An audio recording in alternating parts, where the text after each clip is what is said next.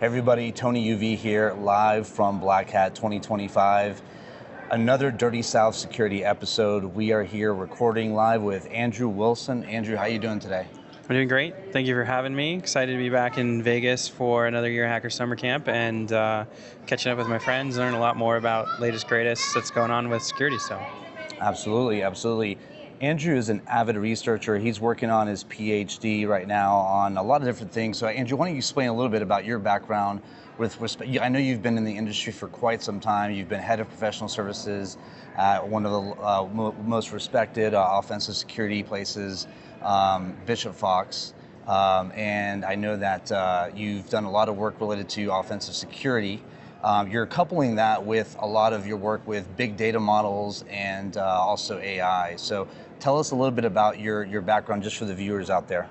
Yeah, no. So I started professionally security testing, I want to say about 2009. I was with Spider Labs and on their web offensive group doing security assessments from them. Even before I became a professional tester, did a lot of work with security, but mostly from an engineering perspective, which kind of was like the basis of my love for building things and data and using it to solve problems. So fast forward, I worked for Spider Labs for a couple of years. I worked for a company called Bishop Fox, which I think everyone knows. Progressed through that, was a partner and then the head of delivery services for several years. Most recently, I'm doing work with research and development, specifically around security defense and the use of AI inside that space. Mm-hmm. And that's really kind of my PhD, which is offensive security meets AI.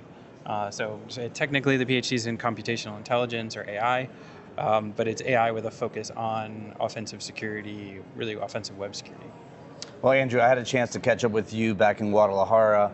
And it was great to talk to you then. It's great to talk to you now. Before we get started, let me just go over some housekeeping notes. First off, the Dirty South Security podcast, we just dive in. In fact, this is probably the most pleasantries we've ever had on any episode, but it's you. It's great to make an exception. Here we like to go straight to the facts. I'm going to be trying to listen to a lot of the points that you're making, and then also trying to see if I can kind of speak from a standpoint of just not to be a contrarian, but see if there's some counterpoints that maybe some of the listeners might be thinking about in terms of applicability, use cases, myth versus hype, and actual data science, legitimacy. I do want to do a quick shout out to VerseRight for sponsoring this overall podcast, the production, also the equipment we have. We just got upgraded with some DJI stuff, so that's very cool. Big shout out to them.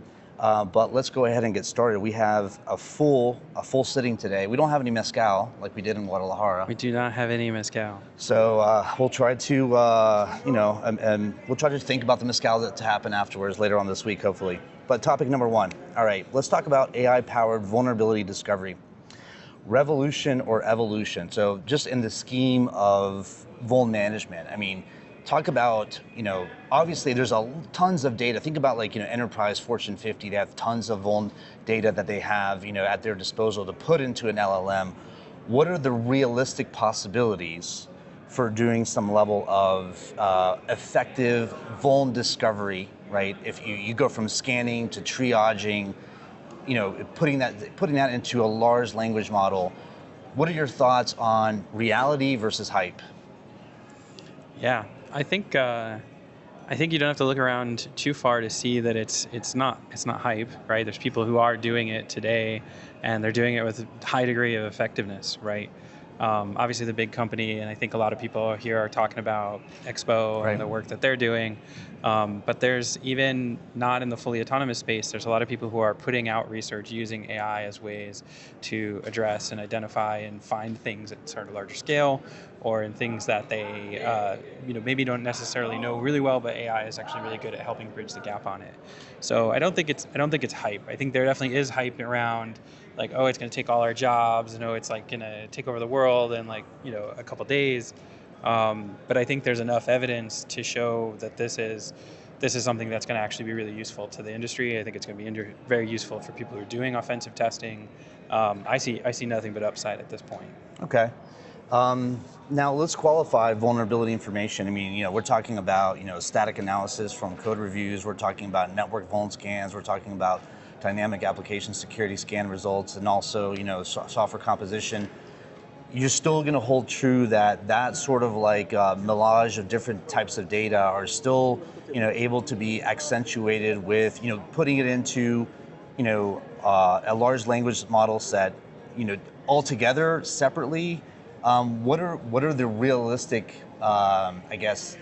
implications of all that vulnerability data, quote and unquote, to be into one large data set and to be contextualized? Yeah, I mean, I think like everything else in life, it's how you go about it and sort of what you're doing with the data. Right. Right. If you just take the raw data and throw it in like a RAG or some sort of vector database, and then you expect that that's going to get you results, I think you're going to find that it doesn't work sort of that way. It's not this. I put it in my LLM and I got what I wanted out of it. Yeah. On the flip side, I feel like the real sort of game is going to be around learning how to structure questions and then learning how to validate your answers, right? Because the better you can do that, the stronger you can build a case where you can then leverage agents and you can leverage these tools to look at discovery. And in that case, then RAG will become really useful. But you have to do some of the contextualizing ahead of time, either whether it's through the way you structure your questions or the way that you interpret the results of the answers that it gives back out, so that you can figure out like how you want to prompt chain and how you want to work off of that. Okay. So, I mean, on the spectrum of myth, hype, all the way to, factual, effective and greater automation results, what are some of the dependencies that basically make, let's say that you have a well-represented vulnerability database, for an application full stack, right? You have, cloud, you have endpoint, virtualized endpoints, network-related information. Building off of your last point, does it hinge on how a RAG is basically engineered to be prompted into being asked what types of information do you want from the vulnerability data, or what types of decisioning do you want to be done with the vulnerability data? What are some of the more complex types of interactions that you've observed in your experience today, or that you think will happen in the near future? Sure. I think there's a lot of ways you can go about it, right? So like in the context of my day job, as an example, one of the things that AI is being used for is summarizing information really well. So like when you have a large data set, or you have like a bunch of findings, like, oh, you had like 10,000 instances of a thing or whatever, having a tool that can use a natural language to query inside of that and then summarize it and give you feedback, especially if you need to sort of like nudge it directionally, like, I want you to look at this data, but I want you to look at it from this lens, and then I want you to give me feedback on that, right? Right. This is where I think AI has like the lowest hanging fruit to give you some immediate advantage, because I mean, I don't want to read 1,000 instances of a thing, and I'm sure customers don't really want to go through it too. You want to give them a high level, you want to give them a summary, and then raw data to go after it. And so like this is one use case that's like kind of a no-brainer in some respects, right? Right. Right. The second part requires like contextualizing. So like my PhD is on really computational intelligence, offensive security, but I want to approach it in a way of cognition, like how people think of their problems, so that when you're structuring your agents, you're structuring your agent in a way that's thinking about the problem in the same way. Right. And so like kind of taking your AI stuff to the next level, there's a lot you can do to structure the way that you query, right? Which has like one part, how you store the data, what data you store, where you put it, and another part goes into that level of taking the information and then building off it, which I think is a little bit harder than kind of the first thing. So much I want to ask there, especially on contextualization, because I think that a lot of the things that would make, two different programs for two different companies to be successful or not, leveraging AI and large language models that have a lot of vuln data, is in that querying language, right? It's in that training the model to be able to, extract and, render information that's meaningful and contextually, relevant for what you're trying to do in the vuln management space, correct? Right. Right. So when you're talking about like tuning, right? Tuning is obviously complex, Yep. and you have to ask yourself the question: are you really going to tune the model? Are you going to tune the data? Or are you going to tune the prompts? Mm-hmm. Right? Because any one of Valid. those things can actually be used to like get you greater reliability or get you a little bit more accuracy. Right. Right? If you want to like, I don't call it sway the answer, but if you want to have more of like a generalist, LLM where you've trained it to kind of nudge it in a particular direction or a specialty, then training the model and training using the data is like obviously the best way to do it, or a way to do it. But really, what I've seen is with good prompting, like with actual good structured questions, and using an LLM that's sophisticated enough with like a broad enough base, like some of the public models, it actually does a really good job of like actually helping you contextualize it if you can use things like the semi nudging of like RAG and like structuring your way that you say like, hey, using these data sources as opposed to everything you know, I want you to think about the problem, but I want you to start here as your frame. And then that sort of stuff has, in my experience, like a lot more reliability, a lot more consistency between the way that it delivers answers, and you get kind of that control without it being like, you know, again, LMs are just averaging machines, right? That's all Mm-hmm. they're doing. And if you want to sway the average, that's how you can kind of like play it to get to your advantage to give you the consistency and better accuracy in your answers. Okay, no, that sounds good. We let's close out vuln discovery piece with some false positive, realities, because we would be remiss to not talk about false positives within the vulnerability management space. And I think there's a lot of high hopes for what AI models are going to help to be able to clean up a lot of the false positives, the time consumptions that's associated with operational, efforts in, triaging false positives. So, what are your thoughts? What are some realistic expectations that are really going to be available for mass market consumption Yeah. for false positive reduction? So my first thought is that, you know, the system of AI, any AI system, the hardest part and probably the part that makes it reliable in the first place is the way that you validate the things that it says, the way that you track and triage inside of it. In a way, it's almost like we're going back to critical thinking 101, and we have to ask ourselves questions like, how do we know any given answer is true or real? And we can't just take it on the basis of like, oh, they're an expert, or oh, AI generated it. Like, you're looking for evidence inside of your answers to assert that this thing that they give you is more accurate or real to the first place, right? And so, like, how you structure validation inside of an AI system to reduce false positives, as an example, is like the single greatest thing that you really have to spend a lot of time in when you're building these types of agents, has been my experience, right? The second question you should ask yourself is like, what is a reasonable amount of accuracy in the first place, right? Like, I know people will say like, oh, it's only 87% accurate. Like, I look at it in the label and it says, well, it's not true or whatever. And it's like, okay, but is that 87% compared to what? Right? Like, how accurate are the reports that you get today? Are they all 100%? Are we sure they're 100%? Like, how do we know that? And these sort of things kind of feed back and forth with each other, right? One of the best pieces of advice I got on AI systems in the first place was design the system first as if you were going to do it with a bunch of humans. Mm-hmm. Then figure out what you can pull out through AI and then run it in parallel and then validate it against what people are doing. And then you can kind of look at your spread and say, yes, I'm getting the results I'm looking for. Yes, I'm getting the accuracy. And like all those sorts of things drive you towards reducing false positives, making sure that what you get back out of the AI systems are accurate, because now you have measurements you can compare it against. And in some cases, you can train it against the answers that humans are doing in the system to give you that feedback that says, yeah, like this is accurate, not accurate, et cetera. I kind of feel that we're still accepting the fact that a lot of the technology that's doing SaaS, DaaS, traditional vuln management with network scans and stuff like that we're gonna accept the fact that there's gonna be a large false positive base of information, and we're gonna clean that up contextually with within the LLM with different AI models. So it seems like as an industry, I think that we're kind of like our scanning technology really hasn't been creative enough or hasn't evolved enough. So would you agree with that? Yeah, I would say like if you look at dynamic analysis, at least as a guy who was in the field for a while, Right. took some time out of the field, came back in the field, I feel like we haven't really evolved Yep. our dynamic analysis much. This is why I think, to answer the question of is AI like, an evolution or a revolution, I think it's somewhere in between both. That's okay.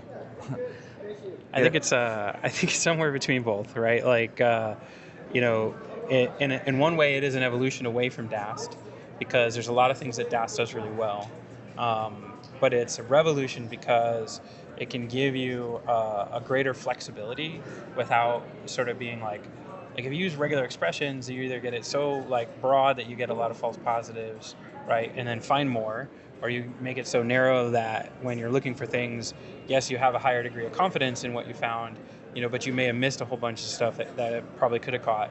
And I feel like AI gives you that balance between those two.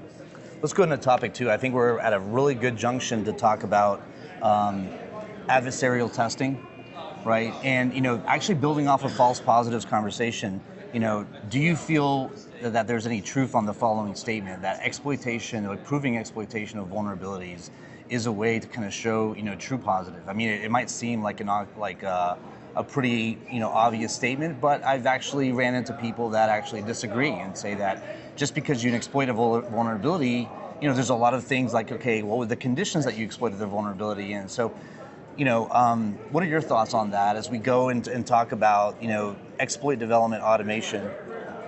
We're having a lot of guests on the show, by the way, just dynamically. So just please enjoy. We won't catch their names, but please enjoy. But what are your thoughts on that, Andrew? Yeah, I mean, when I was an assessor, pen tester, hacker, offensive security guy, whatever, I would definitely define my approach as pretty aggressive. And I feel like exploitation and proving out vulnerabilities is actually strategic and tactical advantage for me as an assessor. And that when I have an opportunity to do it, I almost always take it. Of course. Right? Unless there's a scenario or an instance in where the customer said like, hey, no go. My experience is that with every exploit, I can get a little further, deeper into the system, and I can use that to prove out other parts of the model and get maybe easier access to see things I wouldn't have otherwise seen. Absolutely. I think you should give that ability and that authority into something like AI? Probably not, right? Like, this is where I start to pull back a little bit and say, I'm not sure I'm so comfortable. I mean, we just saw on the news, the guy deleted the whole database and prod or whatever and gave AI authority. Like, you have to have a lot of controls around certain pieces that, to me, like, I would be cautious. But in terms of like general philosophy, yeah, I mean, if it's there and there's no rule of engagement that says otherwise, proof is the greatest way to show impact, as opposed to just saying like, oh, here's a pop-up and there's something bad with it. Like, you could say like, oh no, I compromised an admin account, and with the admin account I could get into blah blah blah, and like those start to show people that these vulnerabilities are more than just superficial and whatever. So.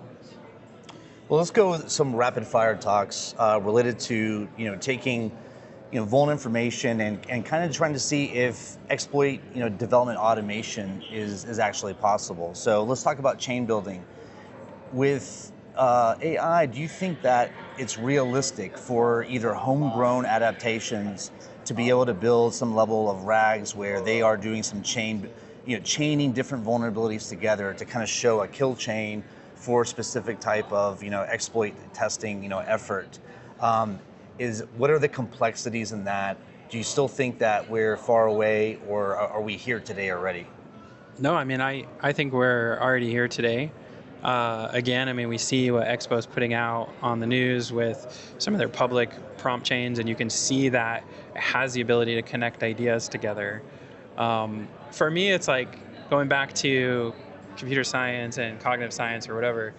To me, like, whenever you're building an application, that application is like an expert system. When it's designed by an expert, we already know that it has advantages over other things. Like, what scanners would you say are like good ones? Like DAST. If you say like there's a DAST scanner or a SAS scanner, like what would be a example of one that doesn't stink? Yeah, I mean, I think they're all pretty bad. I mean, like I would argue that like Brakeman was amazing. Like if you're going to go if do you're just testing like Ruby on Rails, yeah, right. So what I've seen is that like when it's constrained to a topic, Yeah. right, and it's built by a person who actually knows that topic really well, That's true. we see that their cognitive model, their ability to like see the problem and connect it through automation, gets you better results than it would be if you go like any of the generic ones. To your point, like they all kind of suck. Like Right. they're not good, Yeah, right? because they're trying to amalgamate all the different Right. types of payloads that. But when it's like an applied cognitive model, like how I think about a problem and Right. I'm building it in automation, I'm doing it.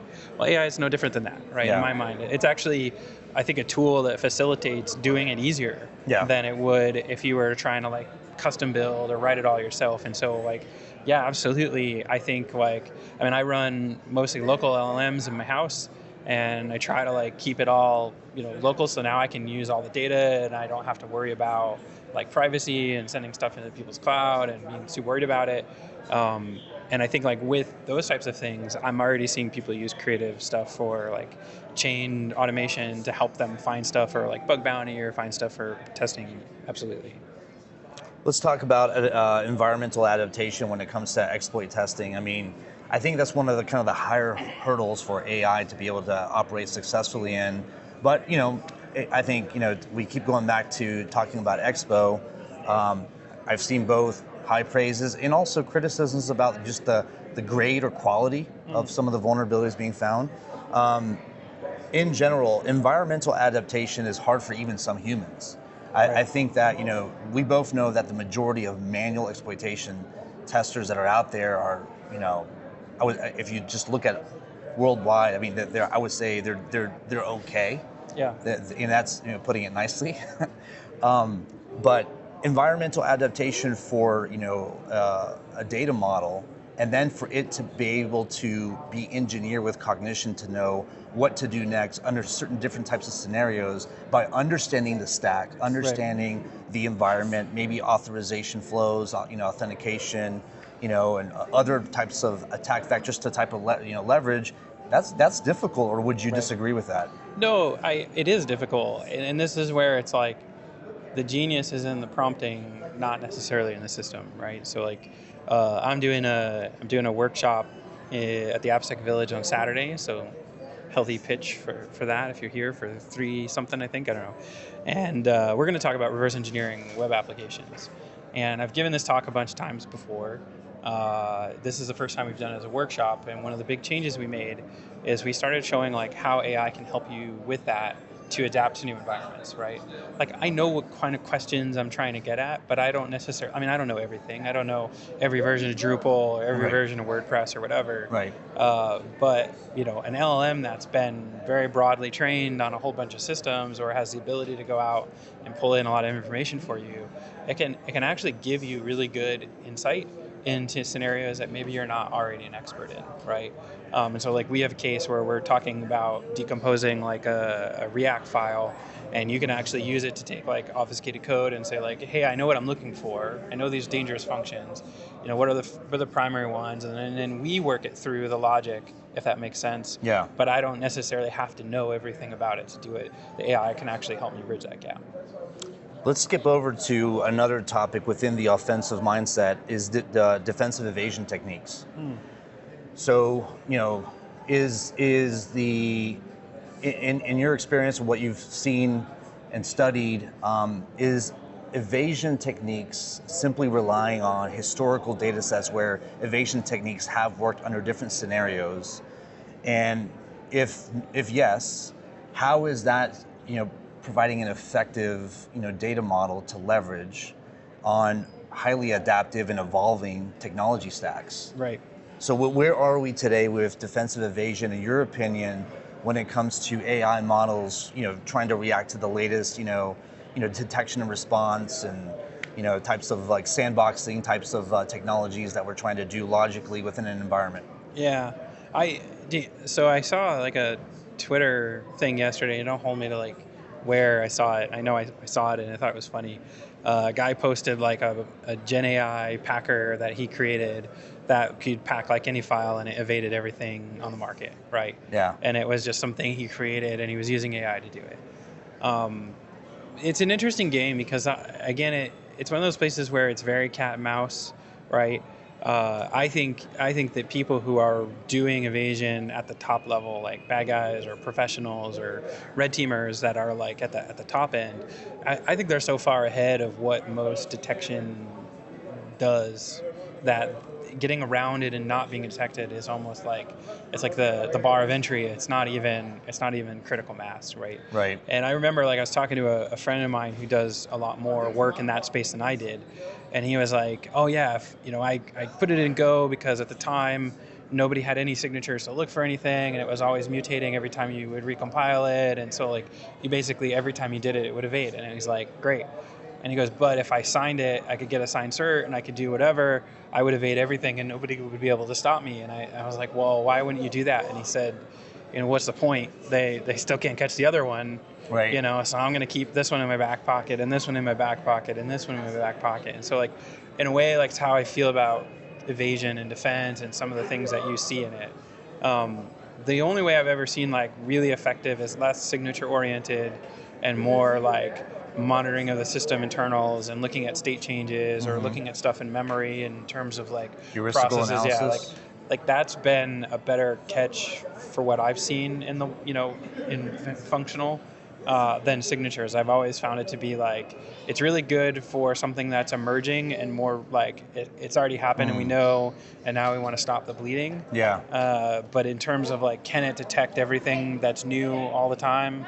I don't actually know if that's the point for a lot of these. I think they're more geared towards the stop the bleeding approach, right?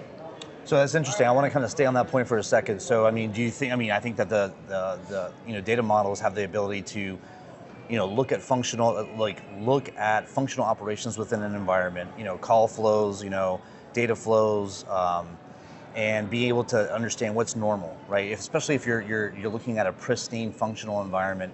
And then, are you saying then to use that data set as a way to do some level of like anomaly detection for level of Yeah, I mean, I think that's what a lot of like the more advanced detection like software does. Yep. Is they try to create a baseline of normality. Yeah. And then they hook the functions that other people might be doing to do process escalation and attacks. And thank you for that.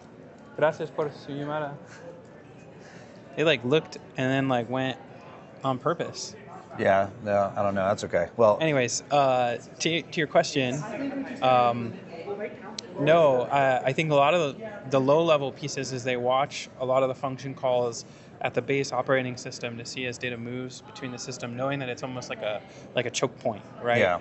And if you monitor those things, you have a better chance of like doing it than the signature-based analysis or whatever. The problem is that normality is hard. It's subjective. I mean, I've been working in a defense space now for like the last 2 years, working in a sort of SOC and looking at alerts and doing detection engineering. And, it's a lot of times we just get a bunch of alerts because this is what the environment is doing, even though the alert would say, hey, just reminding you that this is risky or whatever. And so it's almost like getting to a point where if you go too high level, it's difficult to discern it from actual real human behavior in a system. Yeah. Which is why I think like getting as low as you can and looking at those calls and looking at those pieces, like that's where you have your best luck in detections. I want to go to, we've had a couple different run-ins with here. I was actually laughing to myself when you were trying to reprimand those people in Spanish. That was hilarious, by the way. Let's go to topic 3, large-scale offensive operations, because I am seeing this is the Dirty South Security podcast. We keep it scrappy, so we just have this rig set up here. So I don't know when this sort of like leniency is going to be able to give way here around this Mandalay convention space that we're at right now. But let's go into topic 3, large-scale offensive operations. Let me open up with this. How realistic? I mean, one of the things that surprises me is the amount of poor prompt engineering by a lot of people that are trying to dive into the space. Right. I mean, personally, I still think that you have family, friends, colleagues that they're horrible at even doing a Google search. Right. Right now, those same people, even within our industry, are trying to, do vibe coding and prompt engineering and stuff like that. It's scaring the shit out of me. So, I mean, when you talk about staying offensive for a while, how realistic is large-scale offensive operations for, a multinational company? I'm talking like a 5 billion, multinational company that has a lot of, a lot of internal applications, maybe a lot of external applications, a lot of, legacy and kind of complex emerging technology type of, environments. Is it, I mean, how realistic is this for, a lot of people coming here visiting, Black Hat, to be able to have some takeaways and say, yeah, let me homebrew Right. a offensive, overall platform for us to do internal pen testing. Yeah. So, if you're relying on the end user to do the prompting itself, I think what you're going to find is exactly what you're talking about, which is some people really don't even know how to use Google correctly at this point, right? And you're still trying to have to coach them on, we'll call it like advanced use, et cetera, right? Yep. I was talking to a friend of mine not so long ago, and he had this proposal that the secret's going to be hiding the prompts away from the users and putting the prompts into the IDE itself behind the scenes, right? So like when you're doing things or working with the system, you're not even really going to see the prompts that get engineered. It's going to be a specialist underneath it who's put it in the hoods for you, right? Like I was just doing a test for someone not so long ago, and I saw a case where it was like, put your comments and write a note, and it's like, or, click here and generate an AI summary that like did it all for you. And like Right. the thing behind it is the prompt that's interesting, Yeah. right? And it's just pulling in and pointing at a bunch of stuff. Now, you still have to train people kind of behind the scenes on how to do prompting and what that looks like. I just read a book called The Prompt Engineering for LLMs, I think is the name of the book. It just, I know the guy who wrote it. That's why I read it. It's from O'Reilly, but it's a great book, and it's all about like how you structure it. And so yes, there will be some training for people to leverage and use those systems, but I think you're going to pull it into the IDE, not give people carte blanche, if that makes sense. The ripeness of the data, that is necessary to do large scale offensive operations in a major, let's say, FI or banking institution. They have the money, they have the personnel. A lot of these top, banks and FIs around the world, they have 2,000 person cybersecurity professionals. What is the, longevity of the data? What the data ripeness? How important is that for an offensive AI platform to leverage? In terms of doing like ongoing pen testing, like ongoing like disruptive, pen testing as a service, if you will, from within. Just continuous pen testing is better said, not pen testing as a service, but continuous pen testing, Right. continuous exploitation. What amount of data is necessary, not necessary? I would, yeah, just open question on that. So you're asking like, if I'm a big company, Yeah. and I have my own internal team, Right. how realistic is it to use AI, and what sort of data might you be looking at to build the offensive program? Or Yeah, so let's take leverage a it? real example. Let's take a top 10 U.S. bank. They have wealth and investment, commercial banking, consumer banking. Let's take consumer banking. They have their consumer banking portal. They want to do continuous dynamic analysis ongoing. So, for them, let's say that, I don't know, JP Morgan or one of the top banks, they basically say, hey, Andrew, we want you to come in, Dr. Wilson, to be able to come in and to build out an offensive rig to just do dynamic testing and just testing really the most realistic abuse cases for our consumer banking platform. In Right. terms of data set, like what type of data, longevity, age, I mean, they could have data for 3 years, right, on some of the prior DAS scans. What are some of the necessities? I would say that the most, the older the data, Right. the more useless it would be. Yeah. No, that's a great question.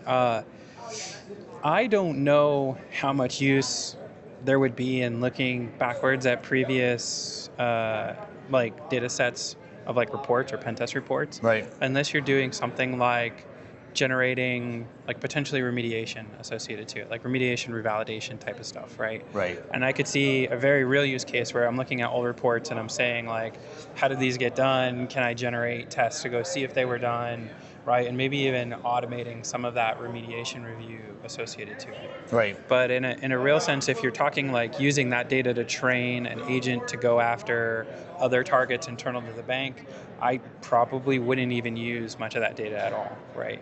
I think like a more realistic scenario for me, and how I think of it is like, I would want to know how I could build the use cases and scenarios that are relevant for that business area, Okay. and then use the knowledge that the bank has about that specialty business. So then I could look at things like business logic attacks or ways that it would have impacts more specific to it. Like, you've been pen testing for a long time, and like, I'm sure whenever you go into an environment that's completely new, like if you get to a utility company or you get to Right. something, like those systems are really like niche, Right. and they require like you to understand a lot about Absolutely. how the business works. Like, Absolutely. that's the sort of stuff that I would want to try to like build into my agents to like lower the bar of entry for people who know what are the security implications. Yeah. So I don't have to go learn every single thing about it. My Like, man. that's where I think you're going to get your best bang for your buck.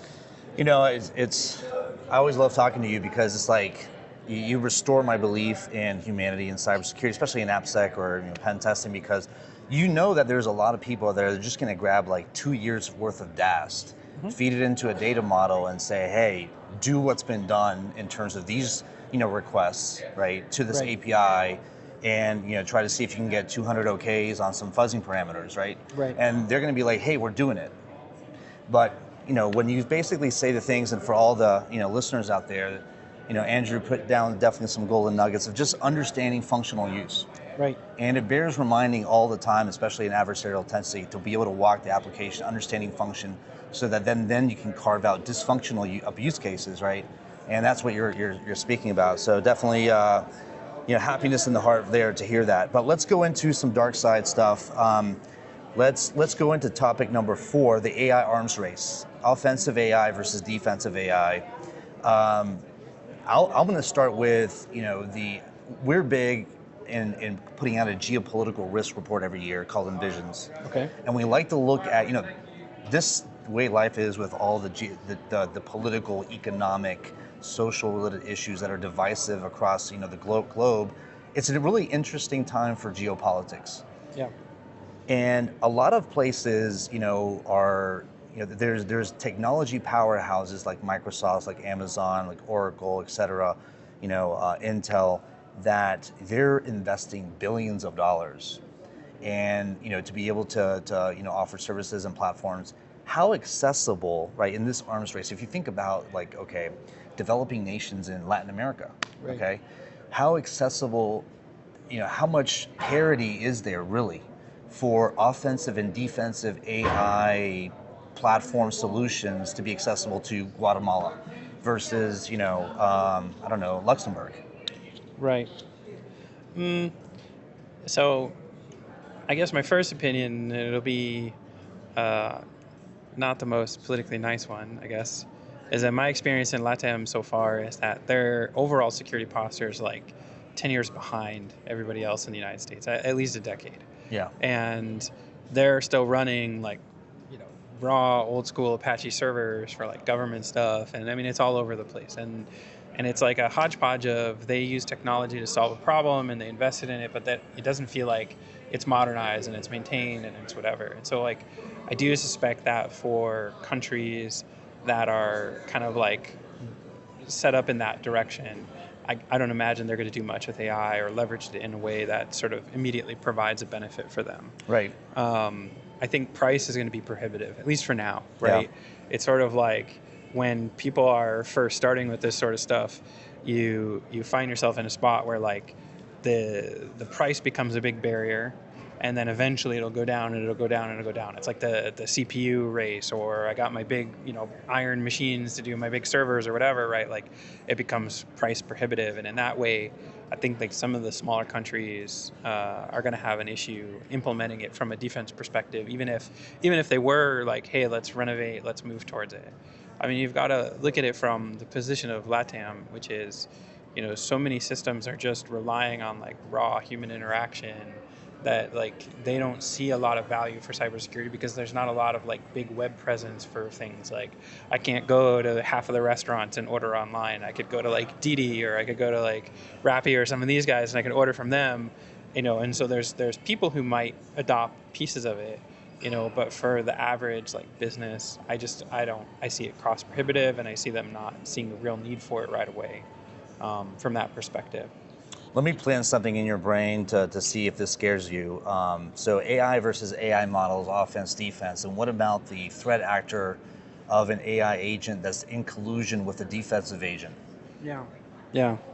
My opinion on security assessment is it's always about playing the person. And even if the person's a robot, it's like when I'm doing, when I was a professional tester, I've been into a bunch of environments where it's like I'm not up against every compliance rule and everything we know about security defense. I'm up against that company, that business, Right. those developers, those people who actually did it, Right. right? And in a way, like I look at it not adversarial, like I'm against them, whatever, but like I have to beat what they know. I have to beat what they can do. I have to think about it in a way that's novel to that particular group. And in the same way, I think that defense and offense are going to run in the exact same scenario where agents, it sounds great to say like, oh, you just pointed at it, it's going to go do XSS or whatever, but like details really matter and how it's composed really matters and what it does to solve that problem will really matter. And it's going to be the same for defense. It says like, how am I implementing controls that automatically fix these things before they go out? Or how am I going to have it do detection that someone's attacking me? Like those technical details are going to be, I think, the deal breaker between, I'll call it who wins, right, between them. Right. Because you're always playing the person, you're playing the game. Yeah. Right. On the offense versus defense, it always seems that offense is always the one that's advancing more, and the defense is always having to play catch up. Are you seeing the same things, or do you think the same thing is going to happen when it comes to the AI arms race in terms of offensive AI platforms, cognition abilities, evasive techniques, all the things that we've talked about, versus the defensive side of detection and response, active mitigation? Yeah. I do see offense pushing the boundaries of what's in the realm of possible and pushing technical pieces faster than other parts of the industry. I think some of that's motivated a little bit by the freedom that comes from being in that position, right? Yeah. And we could get in a long angle about how people see security and defense and whatever. I know we've talked about this before in Guadalajara, but that's better with the tequila or mezcal, right? Yeah.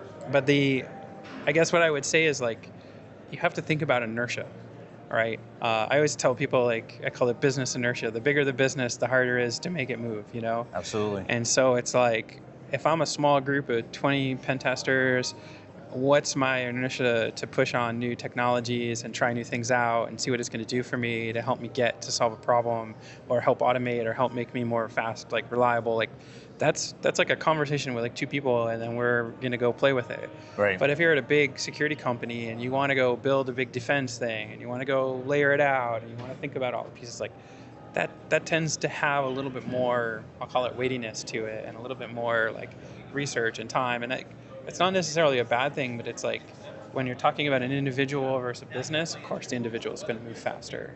To close out this one on the arms race of offense versus defense, we're in a global age where, or a global time period where governments, corporations are trying to do more with less. So they're trying to naturally build on automation and then trying to leverage, data to be able to make decisions both on the defensive side, rapid response, so they can depend less on the costly aspect of leveraging humans for, operational use.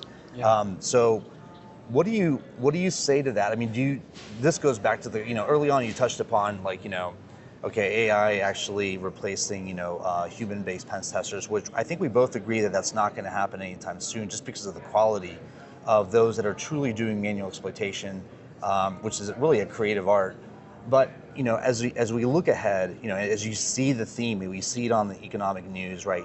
Governments, everyone's like really pushing and investing in greater automation. How do you see businesses, industries, and governments in the next 10 years evolving? Do you think that we're at a fad, or do you think that this is truly going to be a hockey stick type of adoption and use? We're going to see, everyone from the multi-billion-dollar MNC, even in manufacturing, right, a lower maturity sector, right, all the way to a startup, that's got 5 employees with maybe seed round of funding. Yeah, 10 years is a big spread. Yep. But I would say my gut tells me it's a hockey stick, not a fad.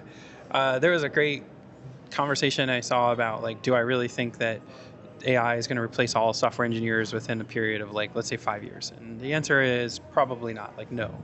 But like if you look at like my life as an example, I started as a software engineer, uh, you know, the languages that were available when I started programming were like Fortran, Pascal, Yep.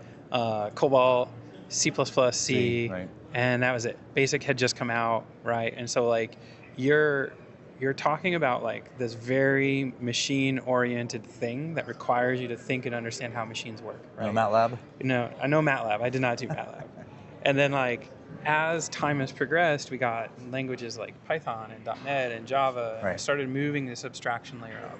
And so if you think about AI as like another abstraction on top of it, I think the dream has always been I should be able to write a series of requirements and I put it into a system and the system gets me what I want back out. Yeah. And if you think about engineering from that end or AI from that end, do I think AI in 10 years will have the capability of reasonably or realistically doing that off well-defined requirements?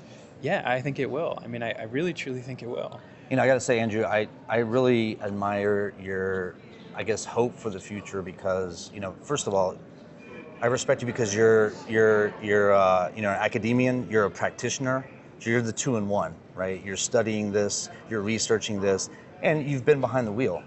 Um, I guess I'm jaded by the way our industry has adopted new technologies, you know, and really kind of just, you know, very poorly implemented them without a lot of forethought, really without a lot of true engineering. A lot of things that you talk about make sense, but the problem is that everyone wants to be, you know,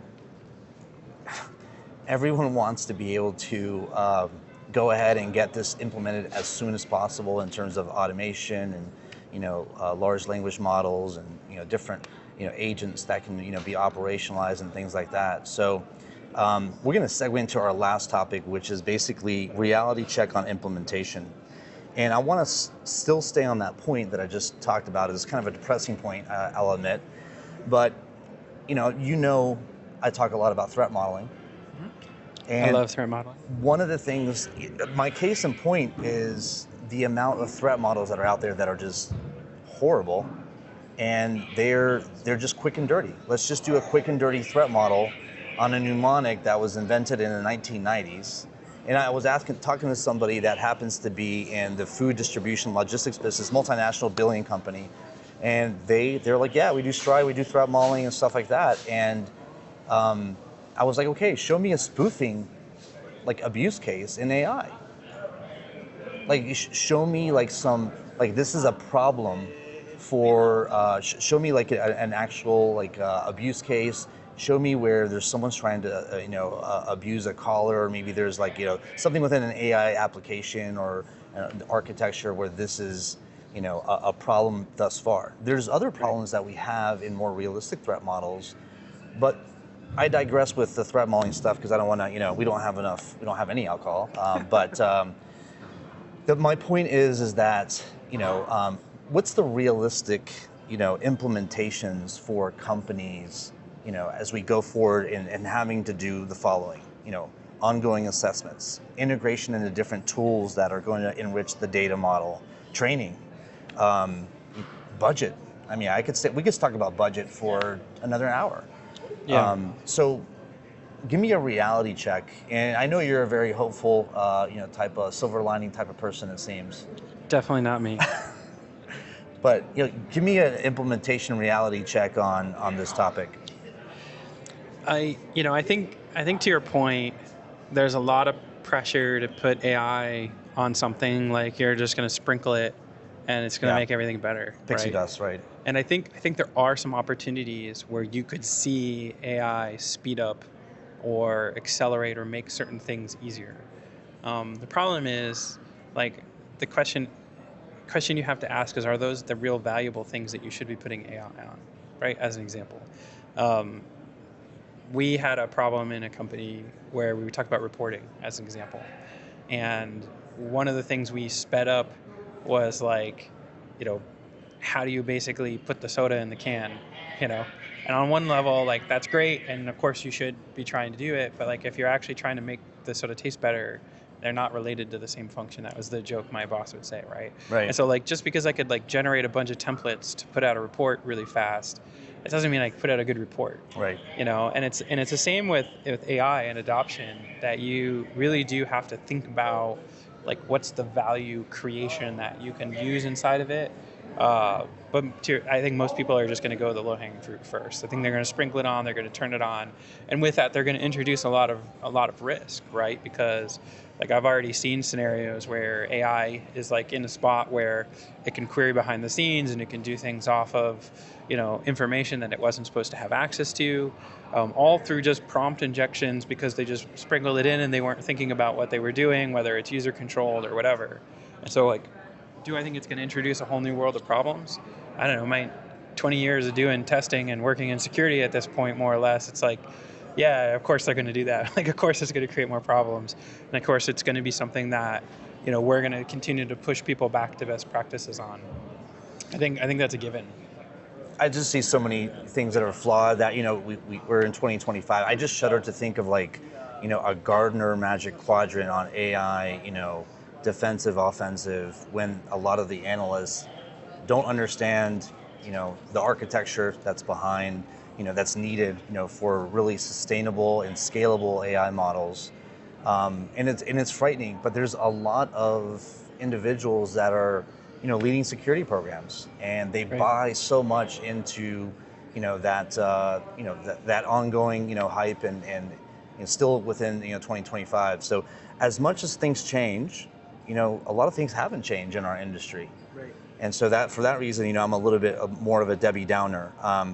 But let's close on some uplifting thoughts, Andrea. Go ahead and. No, I was going to say, like, to that point, the single greatest thing I've seen in industry has been the push at the framework level to make things secure by default, right? You know, we've seen entire categories of vulnerabilities change and almost like pull themselves off the market by having the framework implement a lot of the protections inside of it, right? And I think that eventually what should happen is you should see the same thing in AI and how AI is implemented and how AI is used, where it becomes like the burden of the developer or the burden of the framework that's actually allowing you a safe pattern for implementation, so that, I mean, developers are just doing whatever it does to take it done. If you've ever been a developer, you've got like 15 priorities, you've got a sprint, you've got your boss yelling at you about your velocity and all the scum terms to say like, hey, get it done, right? And so, like, of course, they're just going to do whatever it takes to make that happen. Wait, so I want to stop you there for a second. You talked about like we've seen a proliferation of hardening on some of these frameworks. Now, I mean, if you look at the totality of like, okay, embedded components, you know, JavaScript libraries, you know, Linux packages. I mean, you know, the full stack of, you know, web frameworks, micro frameworks. Would you say that the majority of these frameworks that, you know, a lot of these open source or closed source, you know, providers, they've actually increased their ability of hardening or implementing security by default? Also, like, Microsoft for sure has. Yeah, Microsoft, yeah, I mean, it has, but you know, yeah, but that's just, you know, one technology, player. I'm just looking at the spectrum, right? You know, in terms of Right. like, I guess my point is we've seen a pattern of hope, yeah, right? We've seen a pattern that has created some level of effectiveness that worked very well at the time. Right. When .NET made it very difficult for you to deploy an application that had a bajillion problems associated to it by forcing you down pathways in order to enable the features, and then caution you when you're doing more dangerous stuff, right? Right. Like, I've always believed in that philosophy. I mean, I was a secure BSD guy, Yeah. by heart. You know, it's like, if you don't know what you're doing, then you shouldn't turn it on in the first place, type of thing, right? Right. And if you see that model, you know, repeat itself in things like, again, .NET, I think even Spring did a lot to like push towards better behaviors in their developers within the framework itself. We've seen that advantage right inside of it. Yeah. ORMs is a great example, right? Yeah. Like, ORMs make data access easy. Then with the making it easy and if making it accessible, it also makes it a little bit more secure against things like SQL injection, unless you start going off the rails and doing crazy things, like unless you're finding O days and like SQLize or whatever. Like, this is where I think I hope we're going to see everything kind of push more and more back to, Right. within that sort of quality expectation standards at the framework level. Yeah. At least that's my hope. Right? That's my I think you're right there. I will agree with that. I will say that, where there's been increasing and hardening of different platforms, there's been an absolute decrease in understanding good, resilient security architecture. Yeah, I agree with I mean, that. architecture. I think people that know good architecture. I mean, they're dinosaurs. I mean, they don't really teach architecture. I think threat modeling lost an opportunity to really, take security architecture and make it to be a little bit more mainstream. And this is what we've been trying to do with Pasta. But I I see the architectural problem to be a major one, right? Because people aren't considering, flows, privileges and calls, right? Authorization models and intents, and that sort of thing. That's the reoccurring thing that you see with a lot of simplistic breaches, right? We saw, I don't know if you saw the TApp news, would basically Yeah, I had saw that. all those different API endpoints is publicly available to different data sources of confidential information. But that's the part that really scares me, and I think that the lack of security architecture, and then with the adoption of AI models, is going to really introduce a new era of irresponsibility. It definitely can, and it probably will at some level. Um, but I don't know if it's going to be. It's like IoT, right? Like we saw that with IoT. Yep. Everyone had the same race. They just started putting technology on internet on random things and hope for the best, and we saw where that got them. And it'll be a period of I'll call it suckiness, right? That happens, which is again a good point. We're all going to have jobs. But I think it eventually regresses back to where it's supposed to, right? That's why I don't get too optimistic. I'm an AI guy. Everything's about regression back to the mean, right? So Right. just because it's ugly for a little bit while it's new, it doesn't mean it stays there. It will go down. Well, Andrew, it's been great to talk to the gringo from Guadalajara. Always a pleasure, my friend. Thank you, Ojalá thank you. que lo pases bien esta semana y que podamos un día regresar a la mesa con un buen tequila, un buen mezcal. Sí, por supuesto. Gracias por su ayuda, gracias por invitarme por este podcast. Really enjoyed it. Thank you for having me. Break. Keep the chair another 20 minutes. Thank you. We get another 20 minutes.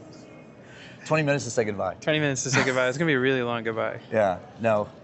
But no, I appreciate it, Andrew. Thanks so much. Dirty South Security Podcast signing out from Mandalay Convention Center, Black Hat 2025. Take care, everybody. Thank you very much. Thank you for having me.